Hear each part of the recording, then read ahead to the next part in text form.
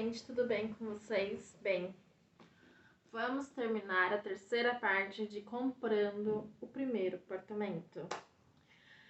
Bem, gente, contei pra vocês uma introdução de como foi a procura, contei pra vocês como que foi todo o procedimento com a tenda e agora falo todo o procedimento com a Caixa e finalizar, por fim, o assunto. Então, o procedimento com a Caixa foi depois que eu fechei o contrato com a tenda. Dei um valor muito pequeno para a tenda, já tinha dado esse valor. A tenda mandou a minha proposta de Minha Casa Minha Vida para a Caixa. E quando meu primeiro contato com a Caixa foi a entrevista da Minha Casa Minha Vida, porque eles fazem um monte de perguntas. Então, nessa entrevista, eles quiseram confirmar como eu ia pagar, enfim, confirmar toda a parte de papelada, se eu estava solteira mesmo, em questão de estado civil, e todo esse procedimento. Então, esse foi meu primeiro contato com a Caixa. Depois dessa entrevista, o pessoal da tenda recebeu que eu fui aprovada na Minha Casa Minha Vida. Então, depois que eu fui aprovada, eu voltei pra fazer... Eu acho que eu fui na Caixa umas 2 vezes só, se eu não me engano. Então, lá, quando eu fui aprovada, já fui assinar toda a papelada. Imagina a papelada, pra dar e vender. Haja papel, tá na hora de já fazer isso digital. Então, eu fui lá assinar toda a papelada, registrar no cartório, tudo certinho. E a partir daí... já estava com tudo certo em questão de documento. Então, assim, a única forma de eu perder naquela hora, eu perder o apartamento é eu não pagando, porque já estava tudo fechado. O que eu não sabia? E aí, pode ter sido porque eu estava ansiosa demais e não prestei atenção, mas assim, eu olhei todos os documentos. Não foi falado, só estava no documento, não foi falado assim, tipo, claramente. E o que acontece? Depois que fechou toda a papelada, eu comecei já pagando a entrada para a tenda, beleza. E eu tinha que pagar a taxa de obra, encargo de obra, enfim, que é para a Caixa. Então, uma coisa é a minha entrada parcelada com a tenda, que eu estou pagando até hoje, porque foi, em várias vezes. E outra coisa é meu financiamento com a Caixa e essa taxa de obra. Essa taxa de obra você paga até entregar o imóvel. E eu não sabia. Então, assim, eu fechei em maio de 2019. E era para entregar em 2020. Não, eu fechei em maio de 2020.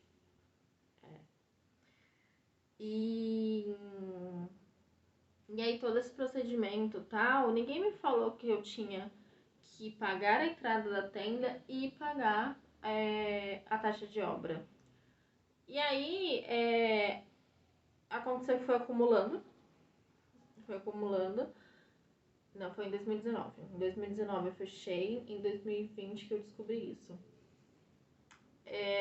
E aí eu recebi simplesmente uma carta da Caixa falando que se eu não pagasse eu iria perder, meu nome ia ficar sujo, alguma coisa assim. Uma carta com um número, eu liguei no número, ninguém podia me passar nada, porque eu falei assim, eu tô pagando a tenda certinha e me falaram que o financiamento eu só começo a pagar quando eu tiver o imóvel. E aí, tendo tudo isso e tal, aí fui até a Caixa pra entender, fui em janeiro de 2020 e eles me falaram que eu tinha que estar pagando essa taxa em obra, que a tenda já tinha pagado 2 parcelas, que depois eles foram me cobrar. Então, assim, foi por falta de informação. Depois eu fui lá, tive que ajustar esse valor, o valor já era alto, porque assim não é um valor baixo. Vamos dizer que começa com R$200, mas até o fim da obra tá em 600, 700. Então, assim, se pagar tudo de uma vez, não foi fácil.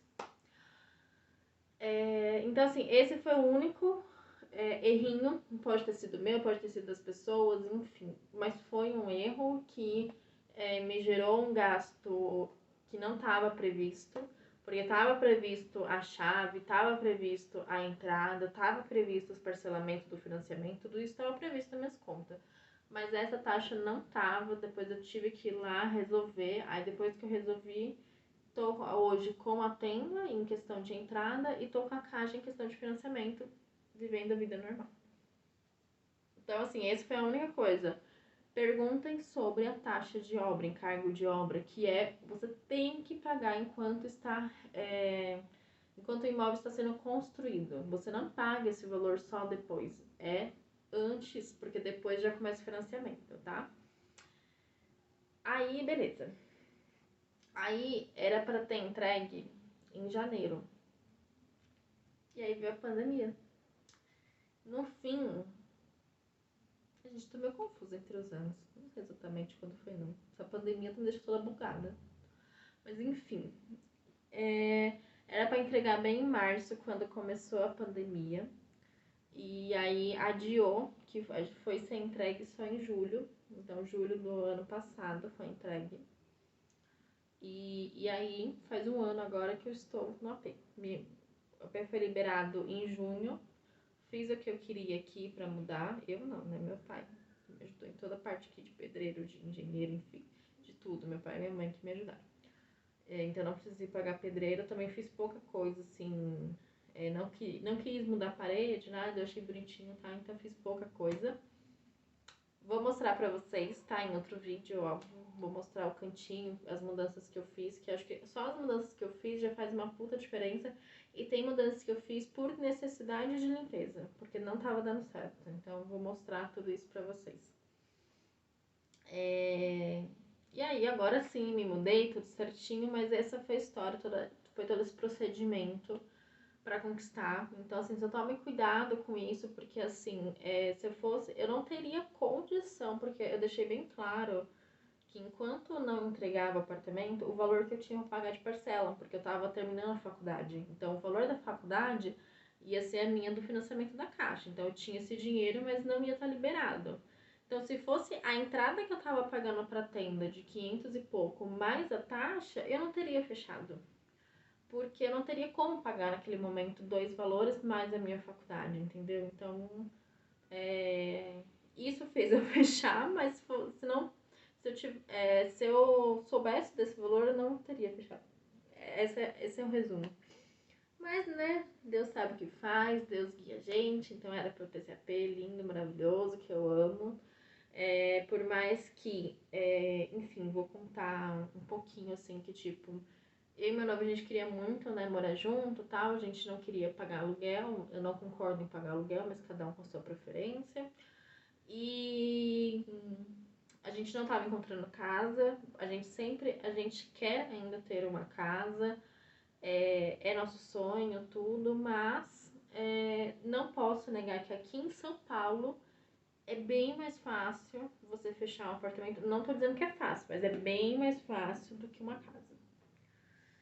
Essa forma parcelada de entrada eu não encontro em casa. Tipo, eu não tenho uma construtora que parcela minha entrada. E a entrada da Caixa é sempre 20%, isso não muda. Então, a gente achou o modo mais fácil, que foi isso. Comprar o apartamento, então é nosso cantinho, a gente adora muito. Eu amo essa conquista tão nova, com 23 anos, já ter essa conquista. Mas o sonho da casa ainda está aqui. E quando iniciar, vocês vão saber que eu também vou mostrar. Porque um dia vai iniciar sim. Mas é isso. Conquiste os seus sonhos. Conquiste o que você quer. Não conquiste os sonhos de outras pessoas ou de padrões que as pessoas colocam pra você. Então, você tá namorando, daqui a pouco você tem que morar junto, daqui a pouco você tem que casar, faça da forma que você quer, da forma que você sente vontade, da forma que você quer viver. Então, realize seus sonhos. O meu era ter o meu cantinho, o seu pode ser viajar ao mundo, não importa, mas realize, tá bom? Espero que esses 3 vídeos, essa terceira parte, tenha ajudado vocês. E daqui a pouco a gente começa aí o tour pelos cômodos, tá bom? Tchau, tchau!